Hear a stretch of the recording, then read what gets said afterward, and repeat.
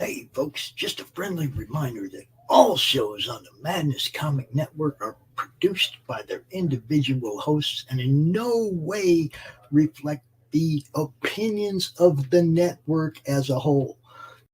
The future. The final frontier.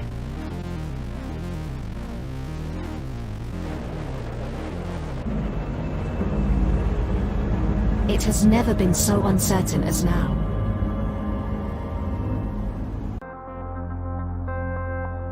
AI, VR, haptic wear, nanotechnology, mass destruction with a remote click.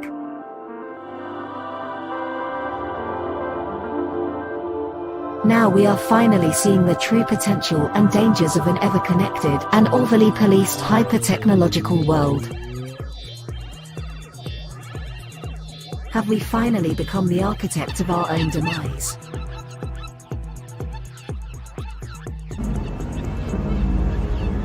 Is there still hope?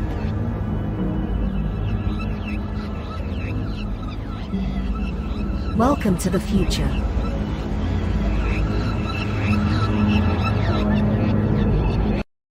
Welcome to Punk Droid.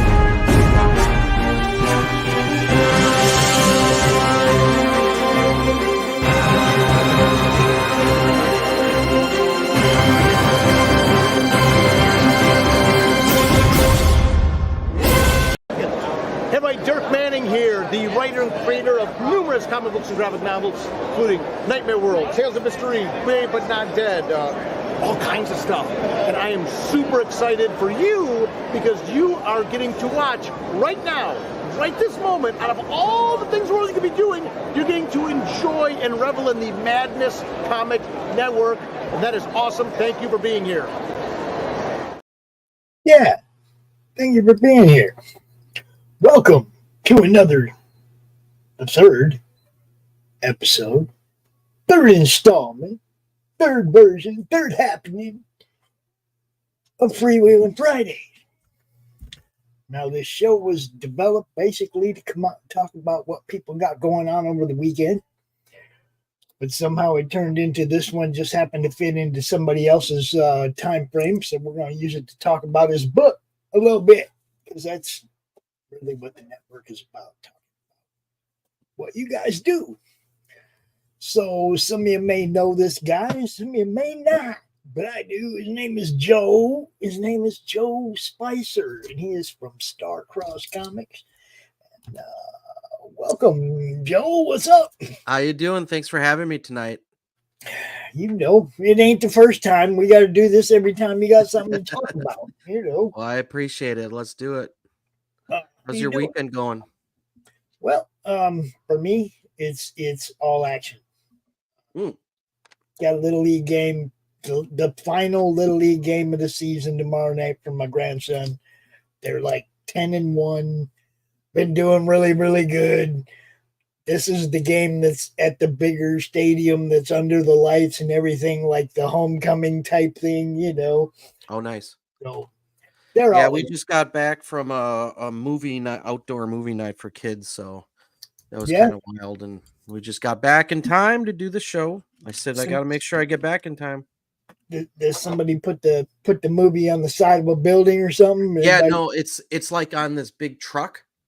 The side of this truck, and it has built-in screens, and then the sound comes out, and then you have your lawn chair and everything.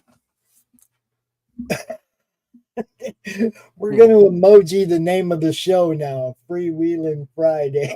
Nice. All right, it works. How you doing, Hugo? Thanks for watching, brother.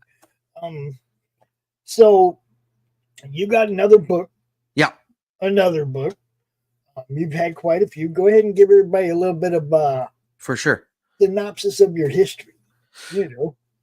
Okay, so yeah, in general, I run Starcross Comics, so we have about 13 creators, might be 14 now, and they all publish their books under Starcross. A lot of times we have crossovers. A lot of times we have a team up book. We have like an anthology book. We have like this big crossover, which we're talking about biblical proportions, and then we have all our separate books. So we love crossing over, and this particular book was designed to include every single Starcross character, and also other indie publishers that we were friends with and their characters. So it was like even bigger. So it's about like 30 characters in there, and it keeps growing. So the first issue, there was a large amount of characters from other creators, and then this issue there's even more. It's continuing the story. It's going to be 4 issues long, and this one kind of reveals some of the mystery from the first issue. But more things are going to be revealed in the 3rd and 4th issue, and it's going to just be a big free-for-all with so many characters. Might be like 50 characters. But yeah, it's a daunting task. But yeah, I've been running Starcross Comics for about 25 years, and we're talking, from when we were just cutting out word bubbles on Bristol board, and one of us had a computer. This was back in like when did we start Starcross? Maybe like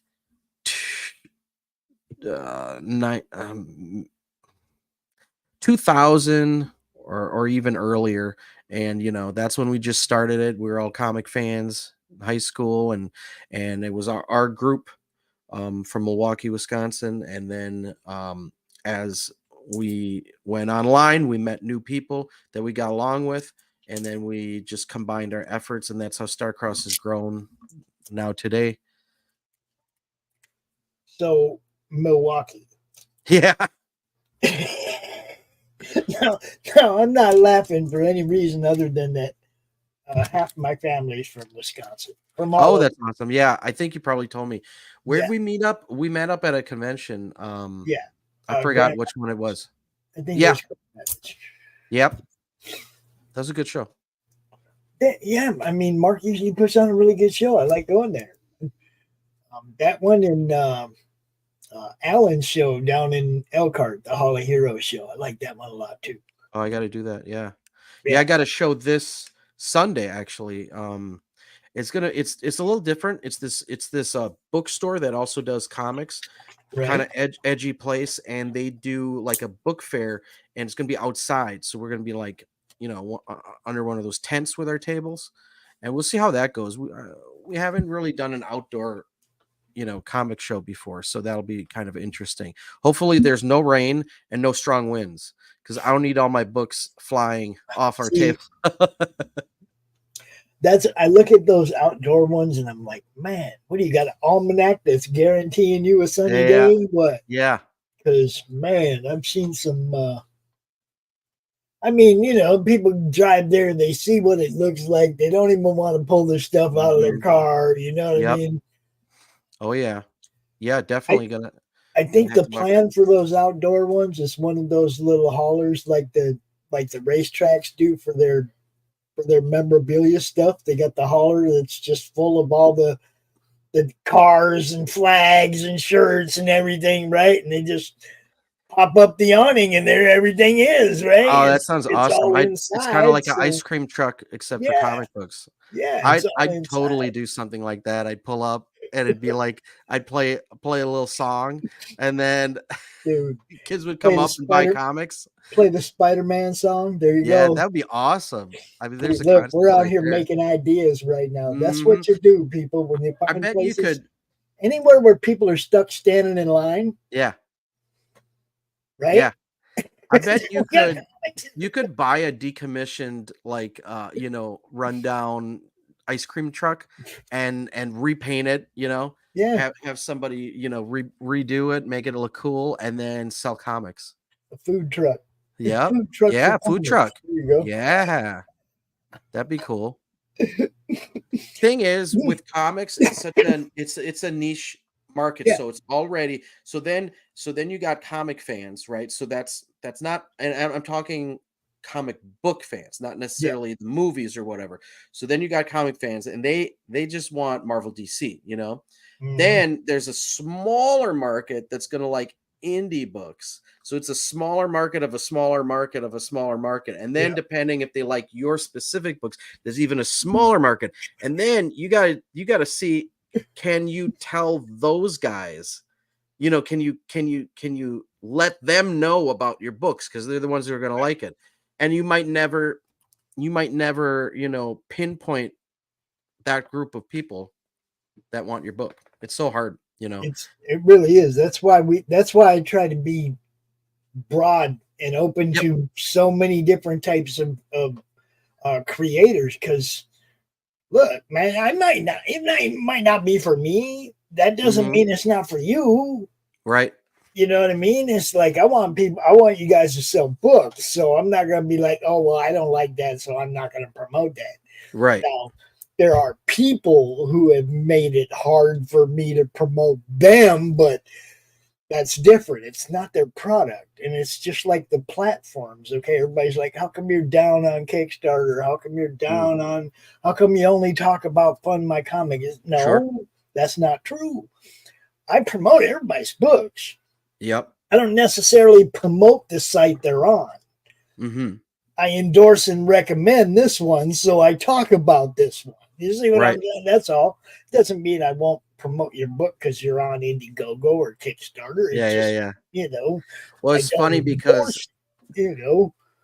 I had this campaign on Indiegogo, and that was right around the time when Luke was, pushing Fund My Comic. Right. So then my next book was on Fund My Comic. It was a group book with Luke, and that was our team up book. But this one was already on Indiegogo, so I Right. I just wanted to put it through. And Oh, I yeah. might, I don't know how I people say use feel them about all. like double dipping. Yeah, Oh, I triple do. I dipping. put them on everything. Sell Yep, your book anywhere you can sell. Get a yep. hold of RJ. Tell 'Cause him I wanted to. even if I sell one book on Kickstarter, that's one more than I didn't sell on Dude, Indiegogo or Fund My I just Comics. look So at it like even if people didn't buy it, a lot of people browse Kickstarter. yeah. Okay.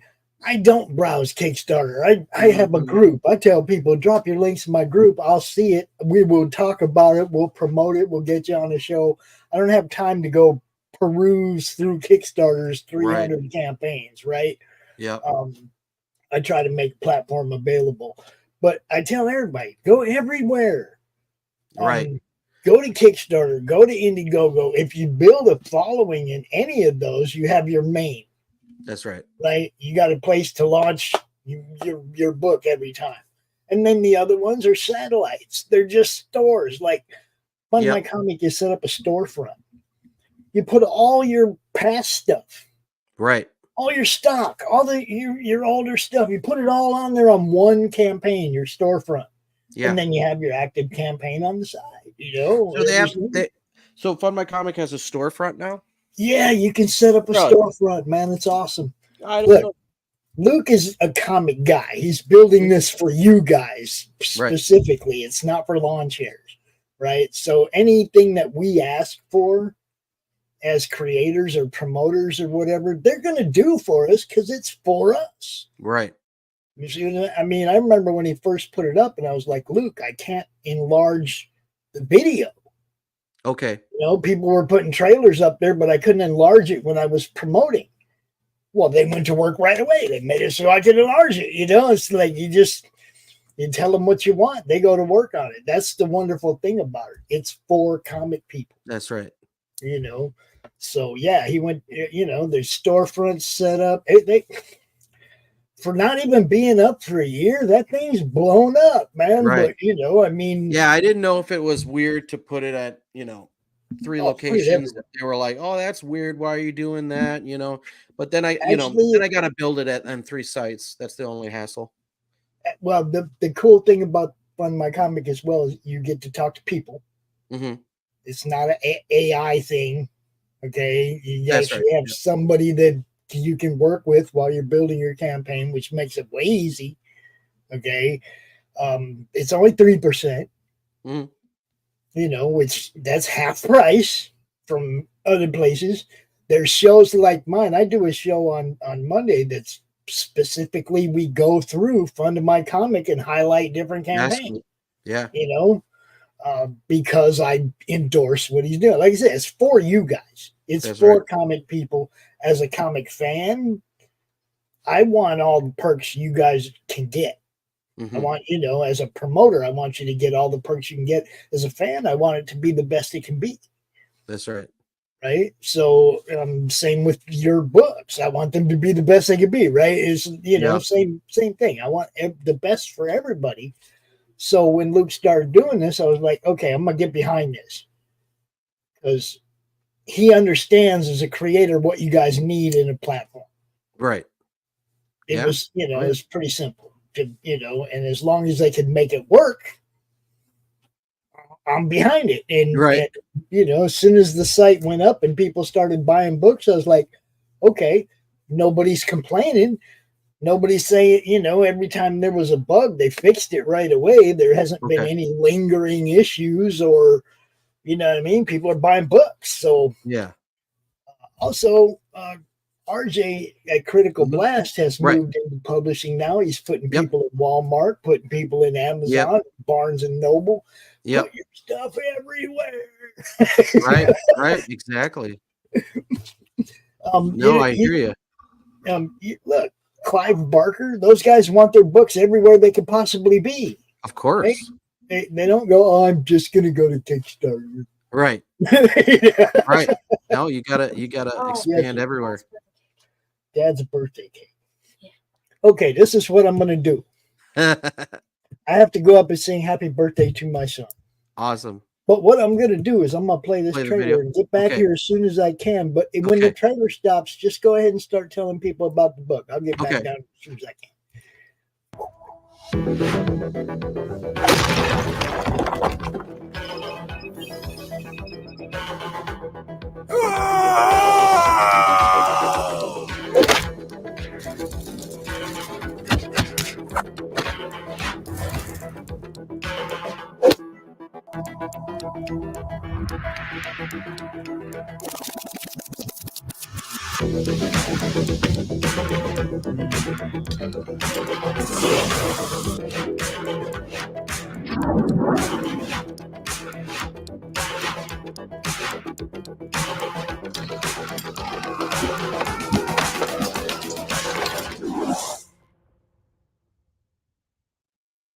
All right, so this is Biblical Proportions number 2.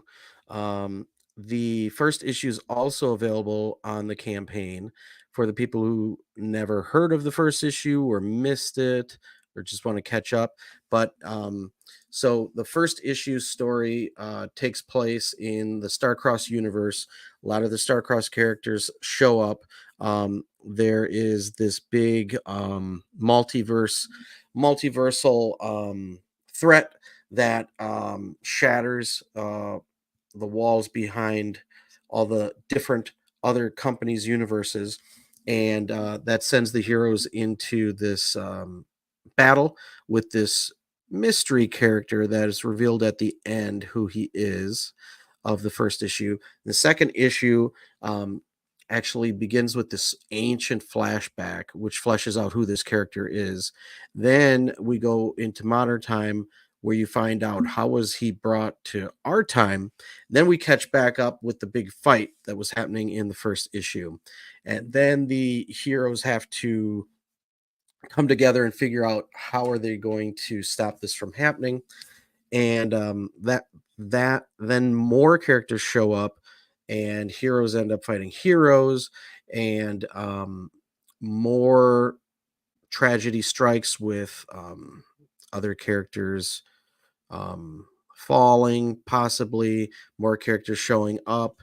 And then issue 3, which is written, will flesh that out. There'll be more twists coming up, more villains, and then the fourth issue is going to be this huge threat, and there'll be even more characters showing up. So, there'll probably be, like 50 characters in the whole series, but it'll make sense because there's actually something happening even behind the scenes, even at a larger scope. So there's so much going on that when you read the entire story arc from issue 1 to issue 4, you're going to see like the big picture and everything that was going on that was causing this.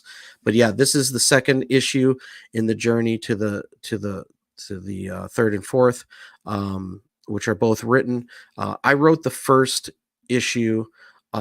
Evan David, who does Black Blossom and Outed and Erg the Battler, he wrote this issue, and he is writing the third and fourth issue as well, and those are done.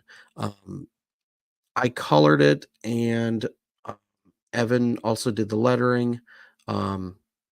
Brian Dawson is the artist for this issue, and we have a variant cover by Mark V, and then we have some perks there too that we can talk about. Yeah, just had to go up there and sing to myself. No, of course. I hope y'all couldn't hear that. No, I didn't hear it.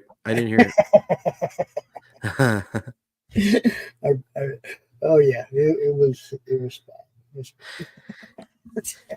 Yeah, but anybody who loves indie creators, I mean, there's going to be indie creators that and you collect their books in this issue, and even the previous issue. Luke's character is in there, Trash Man. I got a list of characters. I got Will Callaghan's Gun Ghoul is in there. I got characters from Aspire Comics. I got Lee Giles Godsend in there. I got Demon Hunter Raven. I mean, the list goes on and on and on and on and on. Nice. Come on. Don't say that. Go ahead. Keep going down the list. I'll go down the list. I actually wrote it down because I said, well, if I miss some people, then they're going to feel bad. So we got time though. I'm not right. In no kind of hurry. So let's credit some people and talk about some indie comics. Yeah. Detrimony, which is a character by Daniel Buck. Nice. I said Godsend, Lee Giles character, Demon Hunter Raven, Rick Lozano's, I always mispronounce his last name, American Knight, which is really cool character. Mike Spignola's Silver Saint. Let's see, Rusty Gilligan's The Symbol. Nice. He's in there a lot. Sean Davis's Pillowman and Blanket Boy. He's a very good artist, a very cool creator. Um, let's see who I didn't mention. Nick Garber's Phantom Hawk and Okay. Bengali. Let's see. So Ralph Madrigal, he does um I was mispronounced his character's name. Why can't I think of it? Atradian Justice. Yeah, he was It's just a on was Lori's he? show a couple Oh, weeks ago. awesome. Yeah, he was on the Tuesday Morning Brew a couple weeks ago. Yeah, I think it's a Latin word, so it takes me a minute to remember how to pronounce it Yeah, correctly. it's But a yeah, Trey he's Justice. Yes. yes. Yeah, you got to get used to saying it. But yeah, he's doing a lot of books and he's hustling it up. Got a lot of cool stuff coming out that he showed me. And then Ken Keller does Red Talon. He's with Starcross. The Ebon Guard are in there. Let's see, Alpha Red from James Nugent. Nicholas Gears, Tin Soldier. There you go. So there's a lot of characters in there, and there's more coming that I'm reserving for the third issue. Dang, we're gonna have to get Chroma Spot in there. Yeah, I know. He wouldn't mind. RJ was saying he wanted a character in there too. Yeah, Crom makes appearances in the strangest places, though. Yeah, You yeah, see his yeah. reflection in the sword. Bill Moss. Oh, See the reflection in the sword. yeah. He just makes little appearances. He doesn't have to be like There in you the go. story. There you go. He See, if just I would likes have to known show that up. there's this bar scene, if you scroll down, that would have been funny to have a appearance. Well, like I said, in the future, you just think about it.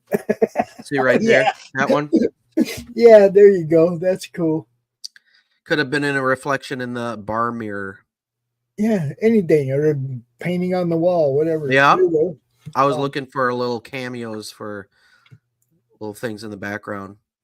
Yeah, he's made so many weird appearances in so Yeah. many different places already that we have one artist that joins us on the open draw stream every weekend, Yeah. and he puts a little Crom in everything he draws. Oh, nice. Yeah. So it's I like, think you told me about that before. Yeah. Yeah, he's got a huge sketchbook, and it's like Crom's all over in the sketchbook. It's pretty cool.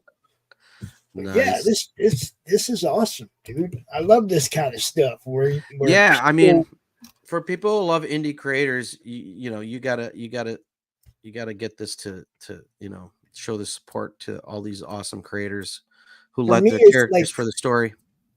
I look at it like, I don't know if you're a NASCAR fan or not, but Darrell Waltrip coined the phrase co-opetition when talking about race teams working together, like drafting and stuff. Yeah. And he called it co-opetition. And I call that what smart indie creators cooperate with each other and help each other sell books. Right? I call it co-opetition. It's not competition, guys. It's co-opetition. The more fan bases you can bounce off of, that's right. The more fans you're going to collect. I always think of it like you're at a convention, right? And you got say 20 creators down the aisle, and they all have different techniques, and say this guy, he got like 10 fans, and this guy got 20 people to buy books, and this guy, he's got a great display, but he's not selling that much. But then this guy, he's selling a lot. What's his secret? And you think, what if you were all combining your thoughts and efforts and saying, hey, let's do a display like yours, but let's sell it the way you do. And let's bring your fans in, and you got a YouTube channel. You should be talking about all of us. And then, so everybody does what they're good at, and they all bring their fans into one place. Because when somebody's on a show and they talk about their book, and people go to our website, starcrosscomics.com, and they're there for that guy's book, they don't just buy his book. They buy my book, they buy his book, they buy his book, they buy his book, because they go, oh, I came here for this, but I want to try these out too. And they would have never looked if the one guy didn't send them there or say, buy my book here. And it's the same thing. If I have your book at my convention table, I do have my book at your table, and it's like, now my fans are going to buy your book and your fans are going to buy my book. So it's not a competition. But then people are like, but then his books are selling, he's making money. No. You trade the equal value of books. Yeah. There's not one Okay? pie. There's You not trade one the piece of equal pie. value of books, and Yeah. then when he's selling, he's making the same amount of money he would have made if he's selling his own books on his table. That's right. But now your books are in San Antonio this weekend where That's you right. couldn't go. That's right. And his books are in Milwaukee where That's he right. couldn't go. That's right. This is how you do it, guys. You work together. Mhm. I can't beat people with a dead horse, but Right. it's like if I had a table at a con, I'd have 30 different books on my table, Yeah. Yeah. just from all different madness people. I mean, That's just right. send me, let's sell books. That's what Right. it's about, And that's you know? basically what Starcross is. That's how it started. I mean, when I was in high school drawing with my friends, I liked, being a group of artists and we're all drawing stuff and we go, "Oh, here, my character's going to cross over with your like that was the fun and we're drawing together." And then that evolved into us saying, "Hey, let's make a comic company." And like, "Yeah." And then we ran into other friends that we knew from a long ago and they're like, "Oh, I wanted to do that too. You should join with us." And we all just joined together and said, "Hey, we're all new at this. We have like a pie in the sky idea on how to do it, but let's do it together and maybe we'll figure it out faster." And that's just how it just kept building. And then more people we brought in and we knew a little more, we knew a little more. And then Mhm. they brought what they knew and they brought it to us. And then we're like, "Oh, yeah, let's do that. Let's do this. Let's make our website. Let's go to shows. Let's go into these different avenues. Oh, what did you hear? This guy said that. Yeah, let's try that." And that's what we have our meetings and we're all like trying to figure it out. But, Dude, that's what you got to do, though. You take shots at stuff. Just like what we were talking about earlier. You come up with ideas. yeah, It's like there's so many times I've been on one of these shows and we we come up with an idea that somebody implements in their next campaign. It's like exactly. I love Well, that kind of even at conventions, you might go, "Oh, wow, look at that display. That's a great idea. yeah, Where'd you get that? I'm gonna get one of those. I'm gonna put that in my table next year," or something like that. It's like you got to figure things out. Someone might have figured it out, and if you can ask them, that's why it's like if somebody asks you, "Oh, I'm not gonna tell you where I got that from." I'm like, really? It's not. yeah. It's That's not that everyone has to fail for you to succeed. It's like it's not gonna affect you. people gonna spend their money at your table or not. Yeah. That doesn't mean they have anything to do with what they spend at somebody else's table. You know what I mean? That's right. Um, I walk the con in the morning and I Yep. talk to people, who wants to do an interview, whatever. I walk around in the morning. I line up my afternoon of interviews. I go Yeah. do interviews in the afternoon, and I might have 20 minutes to run around and look at stuff at the end of the day. But I don't go to cons to shop anymore. No. It doesn't even enter the day. It's for me, it's work in the morning. It's fun in the afternoon when I get to actually do the interviews and stuff. In the morning, Yeah. I'm lining stuff up. It's work in the morning. It's fun in the afternoon, and then it's go home. I Mhm. got shows to do. I got a Oh, network to yeah, run. yeah, I yeah. can't hang out at You the know, con. It's I like I've seen guys do their show, not too many anymore, but I used to see guys do their show, like, they get a table, yeah, I and they did set that up their one. microphone and everything, and they do their show there. I did that You did that? in Savannah, Georgia. We took the Madness show down there. Did you like doing that? It was a blast. It's hard to get people. It's hard to get the con runners to. They tell you they like, man, if I let you do it, there's 10 other people gonna want to do What? it. And I'm No. like, that's not how you do this. You you Huh, you so they set frowned one on up it. that's your con that covers your Yeah. con, Yeah. and the next con gets their guy, their local Yeah. guy that does their con, and you give the promoters a platform as Mm. well, guys. I Yep. mean, we're out here Yep. talking about your con. We're promoting you. Give us a platform to do it on. Right. Right. I mean, Especially someone who supports indie comics, and that's the majority of the people in the artist yes, alley. It's not like just some guy who kind of likes comics and he's trying to get his YouTube show promotion and he's not really going to talk to anyone or even know what he's talking about. This is completely different. Like, but yeah, they I, don't know that. I don't go there to talk to the stars. Yeah. Okay, we Right. were there 2 days. I didn't talk to Kurt Angle. He was right across the aisle Oh, from me. cool. I didn't go bother him. I didn't, Yeah, you yeah, know what I mean? It's like I was doing my show. yeah. You know what I mean? We had a couple cool people come up to our table and hang Of out with us course. for a little while, and that was awesome. Yeah. And the whole thing is that we didn't plan it ahead of time. It was really spur of the moment. So none of the creators that were there really knew what we were doing Mm. until we started walking around talking to people, right? Yeah, yeah, yeah, Telling, come over to the table, we'll interview you, talk about what you do for a minute, yeah, whatever. It was a blast. I'd yeah. love to be able to do that. I'd love to be able to go all summer long from one show to the Oh, yeah, next, and just do the show live everywhere. But yeah. it all All takes money. Yeah. Also, the Everything you want to signal. try to do takes money. Sometimes the signal's bad in the show, you know? Well, see, and that was another thing. It's like you got to make sure it's a place that has a good Wi-Fi. Yep. Like we had to set up a hotspot right there at the table. Yeah. Yeah. Because it'll And drop you. yeah, we had a couple of issues with the internet, but it was the first time we tried it. So, but like I said, it was fun.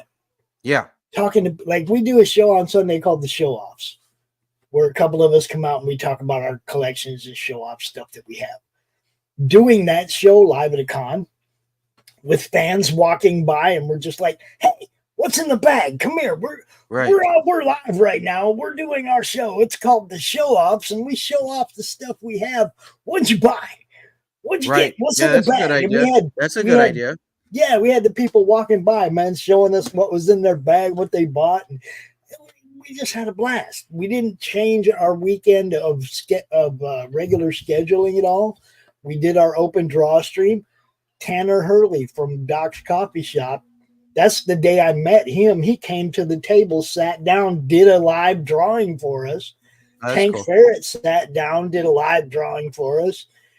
We had Chris. See, that sounds Brown. like fun. They should have always had that at shows because people would flock to that, you know? Man, we had a dude did Chris Brown did a tabletop game demo. We just had a blast. Yeah. I mean, I would do it anywhere. Anybody wants me to come set up a table and do my show from your con, I'm more than happy to come to you. Yeah. Sometimes those con operators or the organizers get really picky about some things and then not over things they should be picky about, you know? Like the jewelry shops that set up, or like, the things that have nothing to do with comics at all. Yeah. I just went to C2E2 and I did this other one in Chicago, Anime Central. It's an anime show, and they both used to be like a spectacle, right? Right. They're not. So I went this year again, and I'm like, this isn't how I remember these shows. They were both used to be big. They'd have big screens. They'd have big companies there. They'd have all this, merchandise to give away. All this cool. Like you knew you were at someplace really special. Now, now both of those shows, and they're still probably like the third biggest shows. It was like going to like a rummage sale almost. I was like, this isn't anything spectacular like it used to be. Like the big companies don't even show up anymore. I don't know Nope. what's up with that. Well, And everybody's still in that recovery phase. you think? Well, we know the big two ain't spending no money. Yeah. They're not spending money like they used to on setting up. They're not. They don't even care about comics anymore. Mm-hmm. At least not the way I look at it as a comic fan and a guy who, pretty much interviews a lot of people that are either industry or ex-industry or don't even want to be industry now. Yeah, they're just keeping the comics running to keep the properties relevant. That just for the movies. Yep. It's not even good advertisement for the movies because they don't follow what the comics anyway. Right. Yeah. That never made sense to me. Even when phase 1 was going on, I'm like, why wouldn't you have, everything at least similar? At least have Iron Man be Tony Stark and not someone else, and have Thor be, actually Thor and have, Oh, Captain well, America be Steve Rogers. Like, why wouldn't you want to do that? they ruined all Capitalize. three of my favorite characters Yeah, yeah. in the movies. They ruined all three of them. They turned Elektra into a nursemaid in her first movie, Jennifer Garner. Yeah, yeah, They ruined Thor. They turned him into some kind of a surfer beach bum. yeah. They didn't so much ruin the surfer as they ruined the movie around him. hmm Because the actual surfer looked pretty cool in the He Fantastic did. Four movie, So I right? showed my son that because he was playing with my surfer action figure. And I said, "Oh, you want to see him?" I didn't show him the movie because it's awful. But I Yeah, showed him the Silver Surfer scene where he's cruising in. yeah. And and I met the actor who played him. What's his name? The guy who was in Hellboy too. But yeah, I forget his name, David or something. I forget. But but Surfer's one of my all-time favorite characters. I have every Surfer comic. Yeah, me too. Ghost Rider, um, and Thor. I have like all the Thor comics. So those are three of my solid, when they're being done good. When they have some weird flaky stuff going on, I don't get those. Where I'm Right. like, what is this? I'm not getting this run. So then I'll skip it. Then when it starts getting awesome again, I'm like, whoa, okay, I'm getting this again now. And then start getting Thor. Then they flip it and now it's dumb. And I'm like, oh, Mhm. not getting Thor anymore. And that's just That's what kind I of how mean. I It's like roll. they just ruined in the movies. They ruined my three favorite characters. Mm, Right, 1st mhm. time out, every one of them they ruined them, and it's like, man, come on, guys. Okay, so Wait, maybe what it's did hard you to go think of watch them after that. what did you think of the Elektra that was in the Daredevil uh Netflix series? Closer to what you'd expect. I mean, come on, she's an assassin. She's not. She's not a good person, right? I mean, I think specifically about a scene in a comic book where she's in a movie theater getting ready to whack somebody, right? And she's sitting behind him, and she's got Wolverine sitting next to her on one side and Spider-Man sitting next to her on both sides, and both of them are going, "Don't do it, don't do it, don't do it." She killed that dude. Mhm. She didn't care. That was Elektra. She wasn't nobody's nursemaid. She wasn't Mm. she wasn't a team player. She's not the protector of Hell's Kitchen like they have her now. It's like, no, that's not who she is. Elektra Assassin. Mhm. Go read those 8 books. Elektra Assassin. The Frank Miller. Dude, Yeah. you'll never ever look at that movie the same ever again. Now Frank Miller created her, right? Dude, it's like, man, Yeah. I just Which was based just, off the Greek, right? yeah, Yeah. she's great. Yeah. Now, yeah, so the one that was in the Daredevil Netflix season, what, 2 or something like that. My thing with her was she was very kind of generic character-ish. She didn't like come across like this is Elektra. This is the character from the comic. She was That's just kind of like, oh, I'm just gonna wear this like really plain, dark outfit. I don't even know if she even had her. I don't remember if she had her size. She yeah. may not have. Did she in the I think she Daredevil? did. It just Did wasn't. she? Like I said, she just wasn't. Yeah.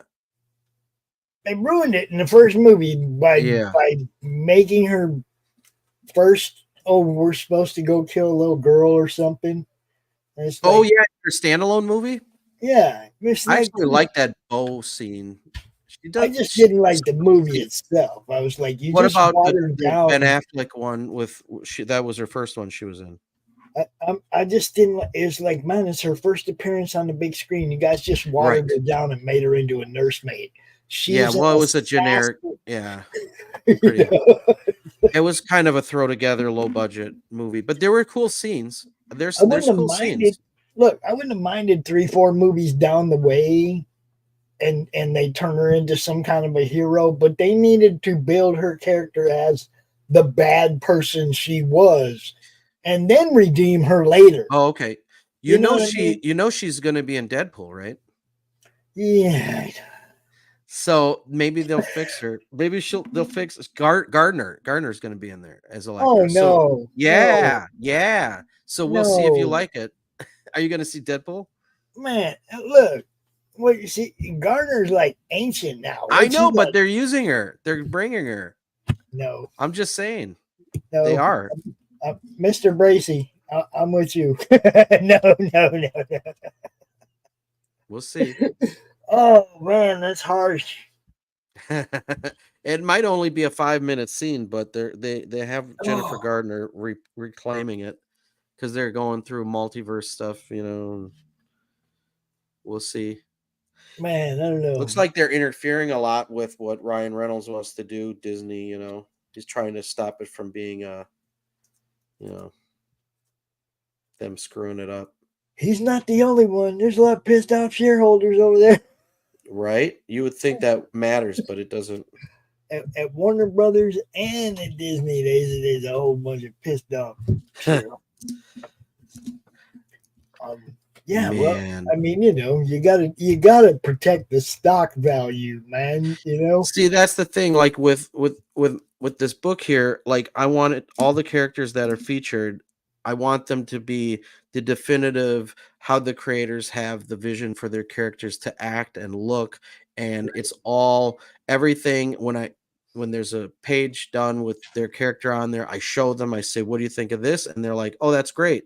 And I'm like, "Cool, he's gonna say this," and they're like, "That sounds good to me." And I like their blessing on it because I don't want to have something where they're like, that's my character. That's terrible. He would never say that. He would never do that. I don't want that to be the case. Right, So I right. want to make sure doing the true version of all their characters because that's my intention, See, and that's all I tell anybody they can use Crom anytime they want. It just for comedic relief or whatever in their comics.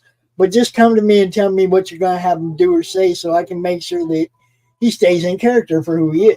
That's right. Right? You don't get to write who he is, but you can write the circumstances around what he's getting up into. Yeah. But I still get to decide what he actually will do. That's right. He's an internet troll, and he has pretty much powers over anything that uses the internet. Yeah. So that means he's got the nuke codes. That means anything he wants is right there at his fingertips, right? But he's a mischievous little guy. He's not an evil guy. Right. You see, he laughs at the misfortunes that he causes us when he takes your comic files and he changes a few choice words right before they get to the printer, right? And then you get your proof back and it's like, I didn't say that. He likes to mess with us. That's all. That would really mess with me if that happened with my printers. Well, see, that's the whole thing. I'm looking at this page right here, and you're showing the different universes, right? Right. And this is what the thing about Crom is that he's multiversal. Right. He can appear anywhere because he's got control of everybody's files and everybody's everything. And if he just wants to pop up in any of those universes, he just can. Right. That's what I love about it. It's like I didn't want him. I didn't want to have a character that was stuck. Right. I wanted anybody could use. Right. So I'm not necessarily a huge fan of multiverse stuff. I know it's pretty big right now, but I'm really not. But I am a fan of crossovers. Yeah. So whatever necessary means need to be taken for character A to meet character B, whether it's Batman meeting Spider-Man. Okay, if they need to open up a portal for them to come over, okay, well then that's what's going to happen. That doesn't mean like I just love multiverse stuff. I kind of don't, but I do love bringing characters together so they can be in the same story by whatever means are necessary to do that. Yeah, I don't want to create a universe that everybody comes to, but I like having a character that can go anywhere. Mm-hmm. That making him the way I did, it was like now anybody can use him. It's like if you got a story you want to do a crossover with Crom, that's cool. We can work something out. It's all good. I want him to be, look, I got to have some kind of legacy to leave behind. Let it be Crumb. Yeah. What's up, Matthew? And Crumb could be responsible for that, but I don't think he was around back then. Crumb popped out of it popped up in the internet about 4 years ago. When Edwin drew that right there, when Edwin drew the logo for the Facebook group, that's the first time Crumb was ever drawn.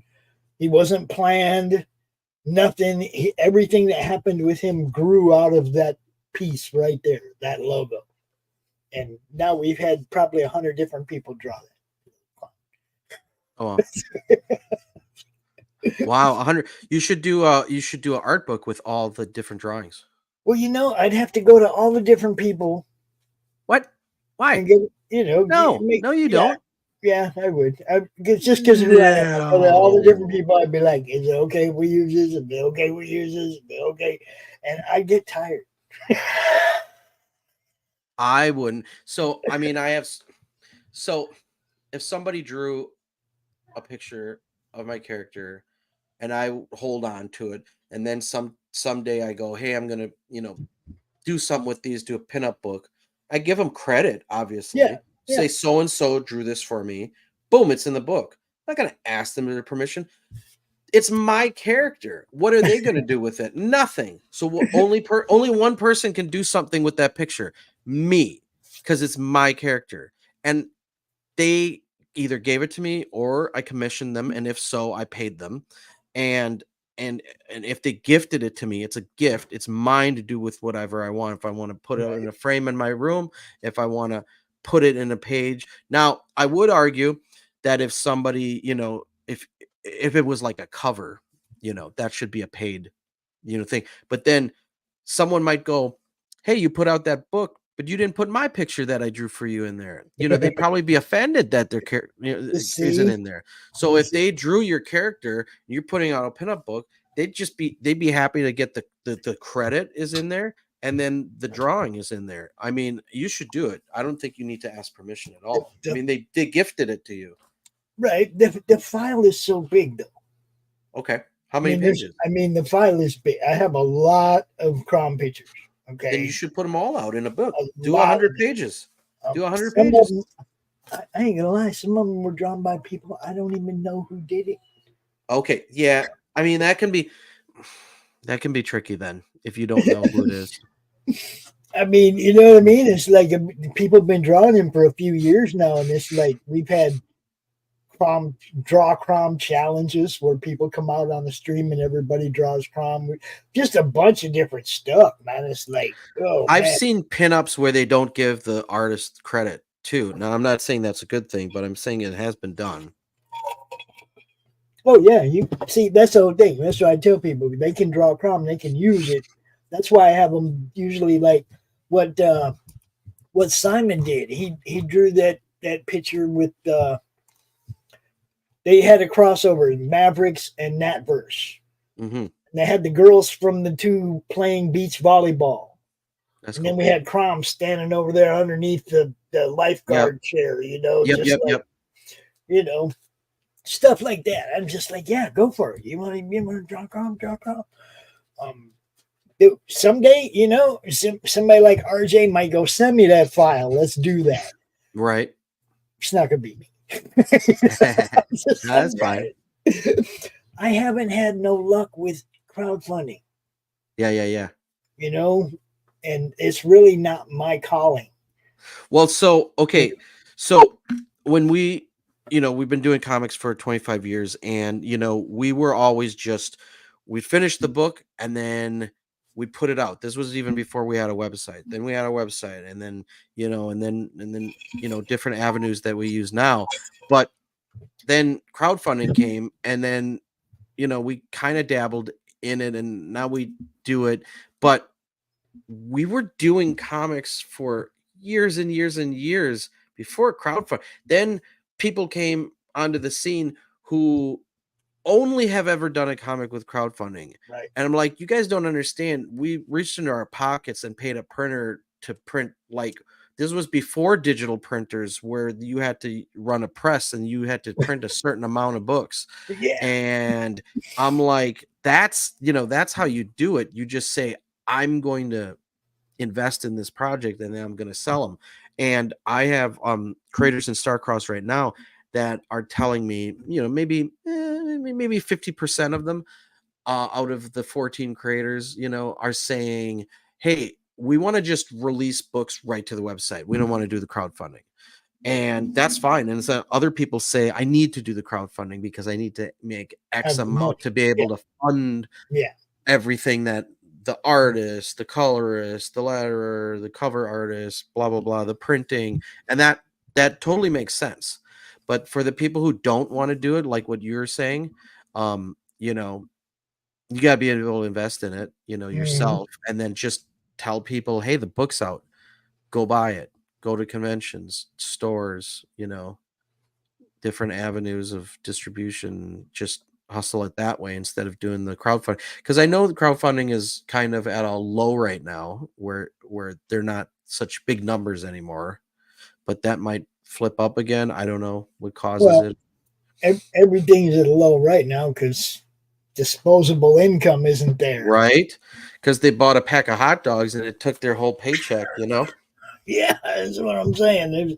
They went to McDonald's and they had to use their tax return.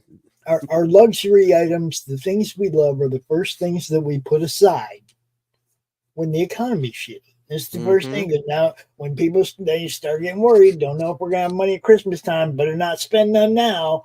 Don't know what it's gonna look like Christmas time, and like Eddie Murphy said, you got to be able to get that G.I. Joe with the kung fu grip, or he ain't gonna sleep with you. And blah, blah, blah, blah. Nice. It's just like that, though. When the economy's bad, people hold on to what money they have. Right. Right. And it ain't even about politics, people. We're talking about people having money to spend on comics. Right. It's a luxury. It doesn't matter who's in charge. That can happen on either side. Sometimes the economy's bad and there's no money to spend on comics. That's right. Well, there's not much good right now anyway. So, I mean, what am I collecting right now? So I'm collecting a lot of 80s property books right now. I'm collecting gargoyles. The only things that I'm getting, if it's not indie, is old. Filling my run. Nice. My older stuff. I don't mess around with anything new. Really. Yeah.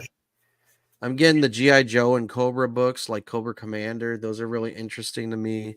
I'm getting a lot of stuff like that. I get a lot of indie books from different campaigns. I got something you might like. Yeah. Let me find this thing. I don't even know how I ended up with this, but I think it's $250. It's the version. The version. That's awesome. Yeah. Is that a print or is that a book? I can't tell. Oh, okay. G.I. Joe $250. But it's the Virgin cover. Yeah, it's the Virgin cover. Yeah. Dang. I don't even know where you'd get that. I think I got it at Button Me Toys. Really? I think that's where I got it. But yeah, this is a beautiful book. Yeah, the creator of Evangard, Randy, in Starcross, he is nuts for Storm Shadow and Snake Eyes. Yeah, that looks awesome. Very cool. Beautiful condition, beautiful book. Oh yeah. I don't even know why I have it. I don't really collect G.I. Joe. Yeah. See, every now and then I'll go, what's in that box, right? Yeah. And we do that the show offs like I was talking about earlier. Sometimes I'll just pick up a random box. I'm just going to show everybody what's in here. Well, I found this in one of them boxes the other day. I'm like, yeah. I don't even remember getting this. Where it came from? Nothing. Yeah, right. Wait, right. Where's my? There's. I have a lot of GI Joe Classified right here. I For the longest time, I wasn't into those because I said they're too big. They're too big. I'm used to the little ones. But then I was Right. looking. I'm like, they come with like clips that you load in and silencers that attach, and all their knives come out, and like their pouches open, like the things that were just fused to their body in the old figures. You can pop things open and raise like all their stuff works, and it's ridiculous the detail. If somebody had a necklace, it's a real necklace now, and like their tattoos or like their everything, like if they have hats or helmets come off, you can see what they look like underneath that, and everything comes off. It's ridiculous. So that's what I've been spending my money on lately. Nice, Matthew. Cool. Cool. I just set my parent. Get them books out. Oh, Yes. cool. Mr. Bracy, I think that actually Right? I'm gonna tell you guys how it is. Fast food is milking this thing. You Okay. think? Yeah, my son takes his family of 6 to Applebee's, and it costs the same to take that same family of 6 to any fast food place like Arby's or any Whoa. place like that. It Okay. costs exactly the same. I think fast food is milking this. They're Okay. milking it, guys. If you're gonna pay to go out and eat, go to Applebee's. It's gonna cost you the Okay. same, and at least you're gonna get something decent, right? Right. That You makes sense. know, yeah, not a fan of the way fast food. All of them like jumped onto this. Sure. We're just gonna up the prices of everything because of Wow. COVID. Oh, Yeah. Yeah. oh man, I think everything's that bad. really like hurt the conventions because I stopped going for a while because of all their rules. And I think when they came back, they were lesser. They were not what they used to be. Yeah, they're all in recovery. They're Yeah. all in recovery. The Okay. one good thing that's about it though is not as much. I don't think there's as much star power going on, and it's going back to more actual comic, Which is awesome. Yeah. which is what it's supposed to be. Look, you want to have a Yep. cosplay convention, have a cosplay convention. You want to have a movie star convention, have a movie star convention. Yep. Leave the comic people alone. Let them No, do their comics, thing. they put everything in. It's for some reason, if there was like a girls' doll convention, they wouldn't be like all these things that have nothing to do with that. But at a comic convention, they put Yeah, everything in it. everything. It's kitchen sink, you know? I mean, I don't mind the games, comics, games. Oh, If I've it's seen that shit, related, if it's tightly related to right? comics, yeah. But like you said earlier, jewelry, Yep. people selling tea bags. Right. It's Yeah. like, Or like energy drinks or like insurance or like oh, and I don't want to see no more Navy recruiters at the I con. haven't seen Okay? many of those. Yeah. That when the one we did the weekend where we set the table up in Savannah, Okay. the military had a recruiter table set Okay. up. It Okay. was like, wow, the Marines and the Navy Oh were wow. at the con. Now, not a bad idea. A lot of young people there. You might Yeah. you Smart might be on able them for to them. sucker a few in, right? Yeah. Yeah. But probably not the kind of kids you want for the Mm-hmm. military are going to be at a Comic Con. The kids you want for the military are going to be at football practice in high Right. school. Right. Okay, and the Interesting. kids that can put up with what they're about to get into at boot camp. That's right. That's where you should be recruited. Just saying. Wow. Interesting. Yeah. Yeah. I'm trying to stick to smaller shows because those big shows, I was at some big shows and I was looking at the Artist Alley and they were just elbow to elbow, just a sea of, and everything looked the same. You used to go there and, this guy's art, was right up your alley and this was way weird and different. You never see everything looked the same. It was just a sea of nothing but the same artist doing prints and it all looked the same. And I was just like, wow, if I was one of those artists and I paid for that table, I would feel like I got ripped off because nobody is being featured, nobody is being seen. It's just Right. and it's either that or the aisles are so congested, everyone's elbow to elbow, and you just do this kind of like, look and move, look and move, look and move because there's a crowd of people. And you Yeah. just like, if I was one of those guys right there, I'd be like, man, nobody's stopping because they got to keep going with the flow. And they Yeah. glanced in my direction, and unless one thing catches their attention, you know, um, I Yeah, don't you like gotta that. have wide aisles. Okay, Yeah. you have to have wide Yeah. aisles. That's the first thing. Second thing is, have you noticed that the tables have gone from 10 foot to 6 foot? Yep. You're paying Oh yeah. more. You're paying more for a You're paying 6 foot more for table same now. thing with the food. Yep, yep, everything. Okay, We're getting different packages of food, and we're like, hey, it's smaller now, but it's also more expensive.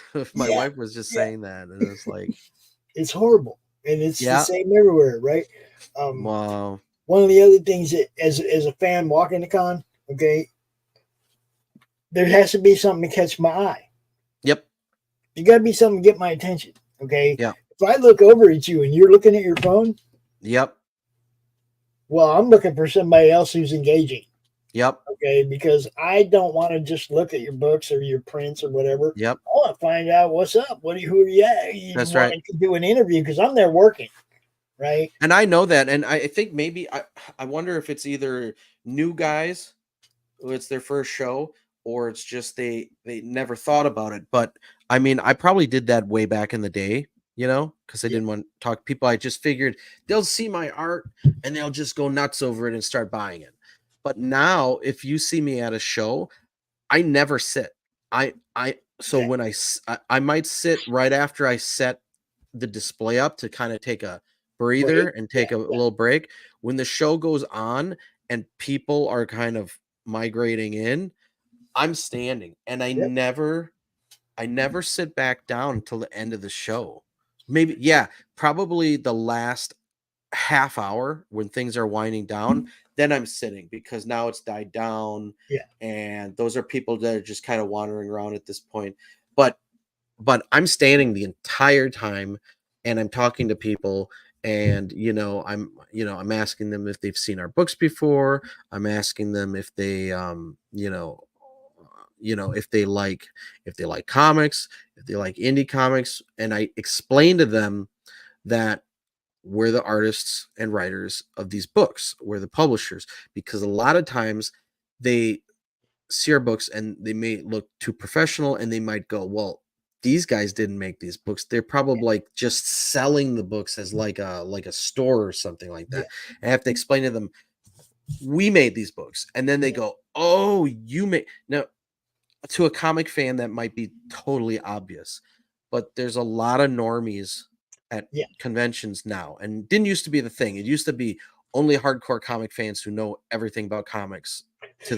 Now it's like families and people who've either never been to shows, or just people who are like, yeah, I don't even own a comic, or so when you're talking to people, you need to understand, you need to explain to them, yeah, we actually made these comics. And then they're like, oh, that's crazy. You're like, yeah. And then they buy it from you because now they met the creator. So now they want to buy it. So then they Yeah. have a story, and they say, well, I went to the show. I didn't really buy anything, but I met these artists and these writers, and I bought their book. Kind of neat. And it's kind of like a story that they can tell people. You're like, yeah, and they signed these, and they gave me stuff, and now I know these creators. And if I go again, I'm gonna see if they're there next year, and maybe I'll get their next book. But you need to establish like a communication and explain to them, oh yeah, I'm the artist, he's a writer, or vice versa, or like, yeah, we're local, and we made this book. And you need to break it down, because not everybody understands, especially the indie scene. Well, They might be comic fans, they might be Marvel and DC fans, but they might not understand indie comics, and like, I don't understand, who do you work for? Well, we work for ourselves, we're the publisher. It's like, oh, how does that work? I don't understand. So what? I never heard of you coming. You just like, yeah, because we're indie. That's why you didn't hear of us, and this is our Ralph, book. And they're like, we was talking about you earlier, hey Ralph. Ralph. You missed it. Yeah, how you doing? And yes, Mr. Bracy, people will buy from you if they like you and they like your presentation. Look, there's only two reasons to pull your phone out at a con if you're on the other side of the table. And that's A, to run somebody's credit card. Exactly. or B, to take selfies with your customers, with your Yep. fans, engage with them. Go, hey man, can I take a picture of you holding up the book you just bought? Yep. Engage with your fans. Put that picture on your Facebook. Look, these are the people that help support me over the weekend. Yep. Give them fans some love. Those are the only two reasons to pull your phone out, guys. Yep. Serious Yep. business. That's If a you're good sitting there texting somebody, I'm yep. probably not even going to come over there and look at your stuff because you're Yep. busy. Yep. That's a You good know, point. I so do you know, when I set up the booth, I'll go live, on my yeah. site. I'll be like, "Hey everyone, we're here. We just set up. This is the display. We're at so and so location at so and so convention. Here's what our setup is looking like. Everyone come visit us." And I'll do a promo video and then I'll post Mhm. that, Yeah, we have a few So I people do that do that. that. We have a few people that do that in the group. They'll make sure that like Katie. Katie will take a picture of her setup with all of her dragons and everything and her dragon tree and all that cool stuff. She'll take a picture and she'll drop it in the madness and say, "This is where I'm at this weekend." And she does it religiously. She tells people where she's at. Yep. Look, guys, promote thyself. Mm-hmm. Okay, It's look. hard because artists and writers, they're more reclusive, they're more private, Oh, I they're more know. like That's why I they started work. doing this. Mm-hmm. I had so Yep. many friends that were like, "I don't want to go out there and do that." That's why Right. I started doing CromCon because, the cons were all shut down. Yep. And it was like everybody was kind of forced to come out here online and sell, sell, sell, you know. So I tried to give them the platform for it. And No, it's awesome. that's still what the platform is for, to get Yeah. seen, to come out here and talk about your project, like this beautiful book right here. You can get issues 1 and 2 for $20 if you're That's right. not already on board. Issue 2 for $10, variant cover for $10. What other kind of stuff is available on this campaign? So we got a digital collection right there. There's the digital plus. So that's the first and second issue. Also the team up book and also the Starcross United book, which is features multiple characters. Again, these are all titles that are in Starcross that are featuring multiple characters. So these will help Right. you catch up with all these characters all at once, but you can always check out their individual titles as well. There's a 10 printed copies version because somebody requested Retailers. that. Yep. Somebody requested that. That last Yes. tier at the bottom is to draw your character in the book. Now, I like the retail tier, and I encourage You people do? to do that. Yes, I encourage people to do that because I know a lot of store owners. Yeah. Okay, and do they have time to go out and look at every campaign on Kickstarter? No, but if they know you have a retail tier, like they just like Johnny happens to tune in right now, and oh, dude, they got a retail tier. Now he's more likely to go look at your campaign Yeah. because he's a store owner. He's not buying them for himself. He's like, okay. So I encourage people to do this. And even if you only get one person to Mm-hmm. back at that campaign, you just put 10 books on the store shelf, guys. Yeah. 10 books on the store shelf. More people still buy books in comic shops than anywhere else.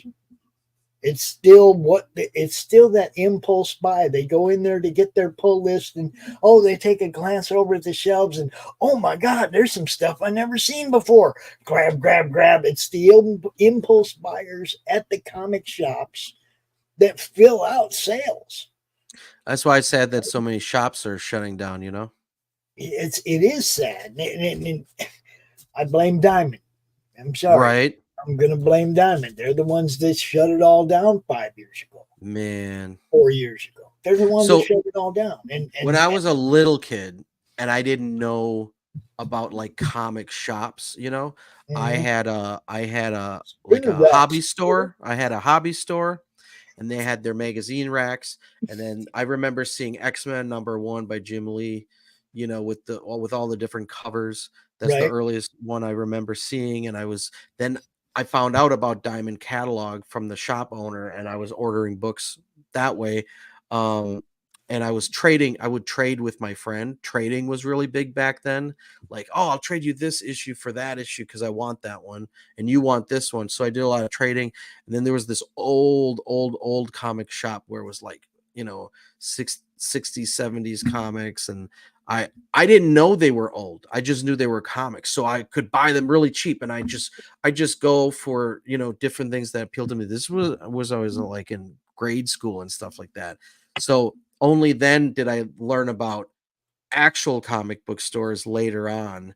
And I remember drugstores would have the spinner racks, and just random stores in like some malls would have spinner racks, and you'd see it as you're walking by. You'd see a spinner rack right there, and you just flip through, and you didn't know what was going to be on there, and you're like, oh, what's this? I'm going to get this. And it was just sporadic, and it might be an issue 18. You didn't care about, did I get 17? You just bought that book. There And was a then crossover way, way back in the 70s between the Avengers and the Defenders. uh-huh. And there was Defenders 10 was Thor versus Hulk. Yeah. Okay. Well, that was like the finale of the story. And Okay. it crossed over back and forth between the Avengers title and the Defenders title. Yeah, For like, I used to get the Defenders back it then. crossed over for like 3 months. Yeah. Okay. Defenders 6 through 10 or 6 through 11, and Avengers like 115 to 119. Okay. Right. And it was all them fighting each other. Okay. Yeah. Avenger versus Defender in each Yeah. book, all the way up. Well, it ended up being something that Loki and Dormammu set up. It was one of those, but that was what got me into comics. Yeah. Okay. But the problem is that I found Defenders 10 on the spinner rack. Mm-hmm. Well, how am I going to find Defenders 9, 8, 7, 6 Yeah. and Avengers 115 through 118? Because the new one on the rack right now is 119. And so you remember how they used to just jam the new stuff in front of the old stuff in the spinner Yeah. rack? It would be behind. Yeah. Yeah. So on the you'd spinner. be digging behind. Yeah. I went to like 8 different Oh, cool. shopping centers and drugstores. Nice. I before probably had did that whole once before too. storyline, right? That's awesome. It was hard to find all But it them was fun books though. back then. But it was a fun to be, once you did find it, that was like an achievement, it Oh, was dude, like, that's what I mean. It's like it was really hard to put that whole story together Yeah. because they were all already out, yeah. Or you maybe know? someone you knew had one, and you're like, Dude. I'll buy that one off you. I need that one. It was crazy, but I finally ended up with the whole story, so I could Yeah. read the whole story. And when I started collecting again this time, the first like books that I bought were like those books because Mm-hmm. that was my beginning. But I was also who I am, so Freak Brothers and stuff like that was my indie side of it. Yeah. Okay, I like the Avengers. I like the team. I Yep. like team superheroes, but I also like Freak Brothers and Feds and Heads and all that stuff in the underground. Right. So I was collecting the Tick, the original old Right. black and white series, and I knew like nobody knows what this is. I'm the only one collecting this. It's like my secret book that nobody knows about. And I had Tick number 1 that I got from a trade with someone, and then I was ordering issue 2 right from the, it was new at the time, and nobody else had it, and I felt it was my secret indie book that nobody knew about. And yeah, that was fun stuff. yeah, dude, look, comics it's like somebody said something to me. I was nominated for an award recently about lifetime achievement in comics. Oh, It's cool. like, I've only been doing this for 5 years. My Yeah. lifetime achievement in comics is that I bought a lot of them. Okay, that's my lifetime achievement. The last 5 Right. years, yeah, you want to congratulate me on how I've spent my last 5 years in Yeah. comics. That's cool, but it's not a lifetime thing. Yeah. And yes, Ralph, all the Malibu titles. Look, Silverline, my boy Roland from Silverline Comics used to be editor over there at Malibu. He just did an interview recently with John from John's Long Books, John's Long Box. Yeah. talking all about the old Malibu stuff, man. So if you want to check that out, It's on YouTube. It's called a conversation with Roland Mann. It's on John's Longbox YouTube channel. Okay. Good stuff, man. Look, Roland and Silverline have been the longest running shows on our network that aren't network shows. Silverline's been with us for like two, almost 3 years, man. We love what Roland's doing. Everything. And yeah, and they still own it too. Marvel still owns Malibu. They could be making prime movies. They can be making some really good movies instead of tearing up the stuff. You know, I mean, Wow. instead of ruining the Marvel stuff. Yeah. You know, but no. So they own them, but they're not putting out any of their titles, hey? It's just buried stuff, man. Weird. Huh. And you know, what can you do? Yeah. Dang. Yeah, Topaz did appear. Topaz did appear. Oh. But you know, that's how limited it is. Crazy. You don't see it yet, right? Wow. So, Joe, what do you got going on over the weekend, seeing as how it is Freewheeling Friday? Well, like I told you, we're doing a show. We're doing that outdoor show. Right. Where's that at again? And so the it's called Studio Moonfall, and they're an indie bookstore. Okay. So they kind of have a lot of wild, interesting indie stuff at their store. So very interesting shop, and they're doing a comic show, and they invited us to have a tent because it's outdoor. So it's like across from their shop, there's like this lot. So they're providing all the tents, so we don't have to bring it or anything. And then we're gonna be setting up there this Sunday. So yeah, it'll be interesting. We'll see how it goes. If it goes well, we'll do it all the time. If it doesn't, we probably won't. But yeah, we'll see how it goes. Hey, man, I was scheduled to be on a show Sunday. I think David Brink's show, but he's trying to reschedule it because I can't make it. A drink with Brink. Yeah. I like Dave. Dave's a good dude. Oh yeah. He came out. I think we did the countdown for his last book on Monday Madness. Oh, cool. Back. Look, I enjoy what I do. I love being able to hang out with all you guys all the time. Anytime you come in, anytime you're local, want somebody to just hang out with you at the table. That was what I was going to say, because Bracey said something about when he tends to work on his art when he's at a con. So he's not paying attention to the people walking by. If you're one of those guys that takes commissions, you need a table hawk. You need a table hawk or a table or a booth girl or somebody to talk for you. That's right. Initiate conversations with people walking by. A camera, a screen and a camera on what you're drawing and a screen behind you so people can see what you're doing if your head's down. Yeah. Is also not a bad idea. That's right. Okay.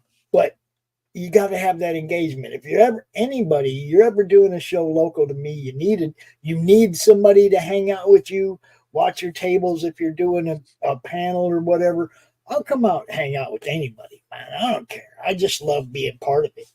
You know, so that's awesome. If you come to Grand Rapids and you need somebody else to help you with the table, whatever, just hit me up. And I'm going to be there one day anyway. I might as well just hang out, you know. Booth girl for hire.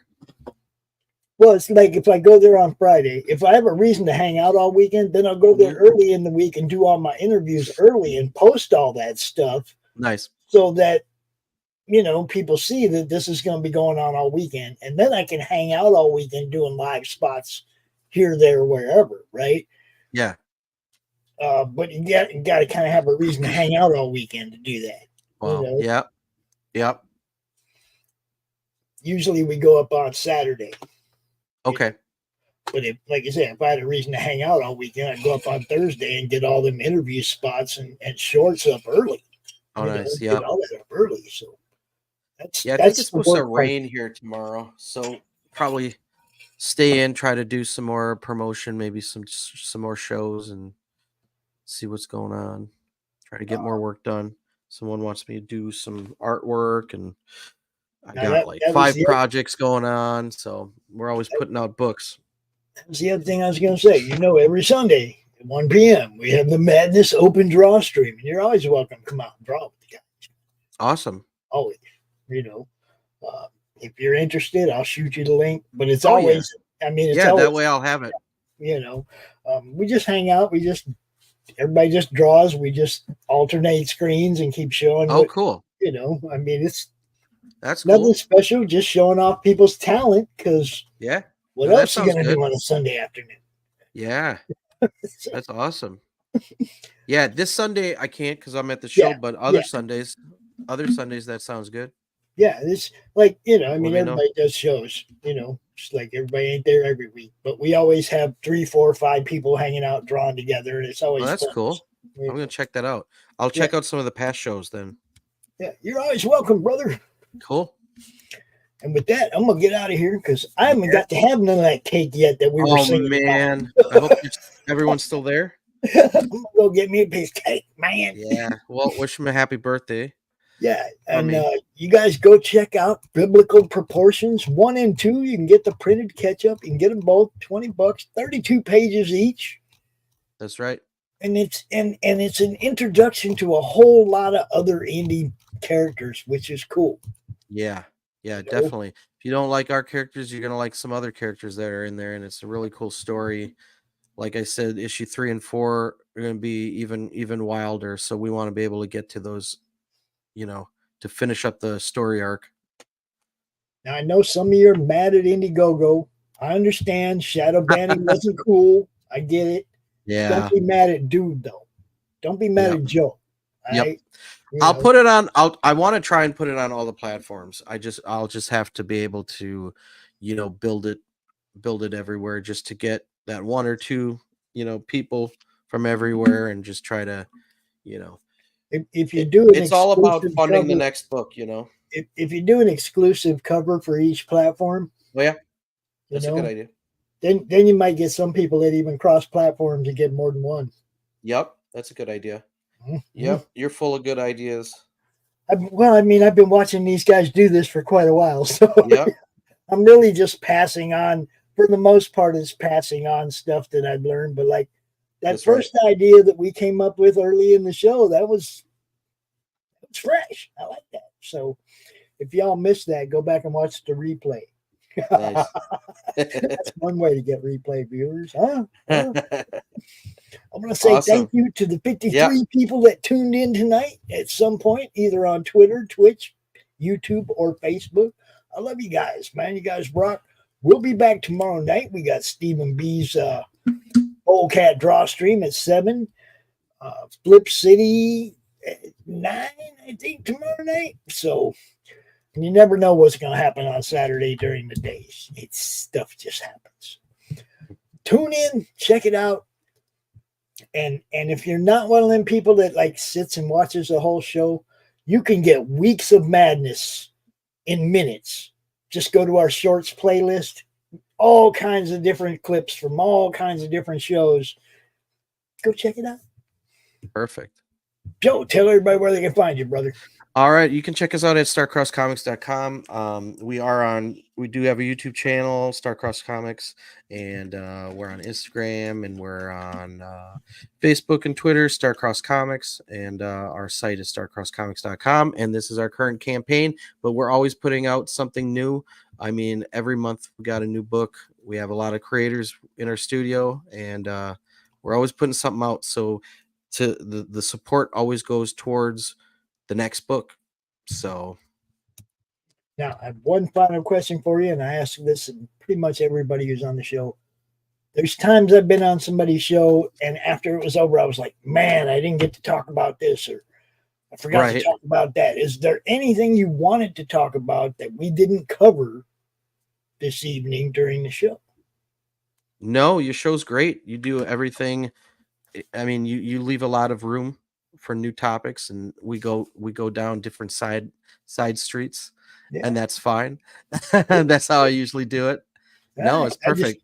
I mean, I like to make sure I don't ever want anybody to go, man, I didn't get to do the show. Yep. You know what I mean? Because I've been there. I've been Yeah. there when the show was over, and it was like, man, I didn't even get to talk about what I went there for.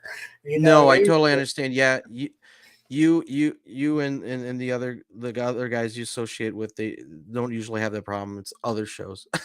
But no, yeah, All we're right. good. We're good. Cool. Y'all go check out Biblical Proportions 2. If you don't have number 1, get that as well. You can get them both for 20. Like I said, you can get issue number 2 for $10, variant cover for $10.